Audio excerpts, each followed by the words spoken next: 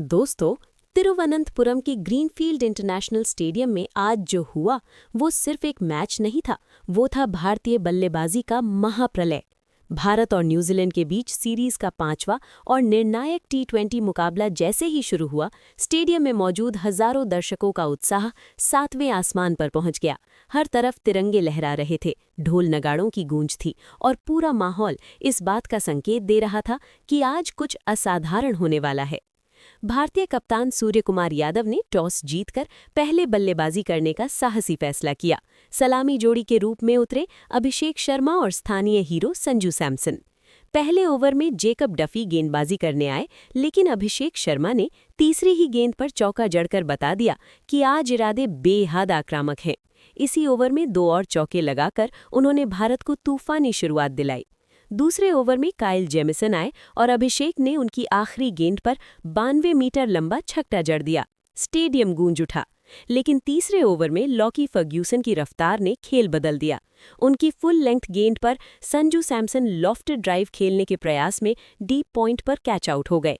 6 गेंदों पर 6 रन बनाकर संजू पवेलियन लौटे और स्टेडियम में सन्नाटा छा गया। इसके बाद क्रीज पर आए ईशान किशन। ईशान और अभिषेक ने मिलकर पारी को संभाला, लेकिन 5वें ओवर में फर्ग्यूसन की 145 किलोमीटर प्रति घंटे की गेंद अभिषेक के बल्ले और पैड के बीच से निकलकर मिडिल स्टंप उड़ा गई। अभिषेक 16 गेंदों पर 30 रन बनाकर आउट हुए। पावर प्ले में ही दोनों ओपनर आउट। अब जिम्मेदारी कप्तान सूर्यकुमार यादव पर थी। सूर्यकुमार यादव क्रीज पर आए और फिर शुरू हुआ असली तूफान। ईशान किशन के साथ मिलकर उन्होंने न्यूजीलैंड के स्पिनरों पर हमला बोल दिया। 6ठे ओवर में ईश सोढ़ी की गेंद पर सूर ने इनसाइड आउट चौका जड़कर माहौल बना दिया। 8वें ओवर में ग्लेन फिलिप्स की पहली गेंद पर सूर ने घुटने टेककर स्लॉग स्वीप छक्का जड़ा। अगला ओवर ईशान किशन ने सोढ़ी पर गगनचुंबी छक्का लगाया। 10 ओवर के बाद भारत का स्कोर 102/2। इसके बाद तो मानो रन मशीन चालू हो गई। 11वें ओवर में जेमिसन पर ईशान ने पुल शॉट से छक्का लगाया। 12वें ओवर में ईशान किशन ने सोढ़ी के ओवर में 29 रन ठोक दिए और सिर्फ 26 गेंदों पर अपना अर्धशतक पूरा किया। 13वें ओवर में फर्ग्यूसन की खतरनाक बीमर से सूर गिर पड़े, लेकिन खेल भावना दिखाते हुए फर्ग्यूसन ने माफी मांगी, पर ईशान ने छक्का जड़ दिया और दोनों के बीच 100 रन की साझेदारी पूरी हुई।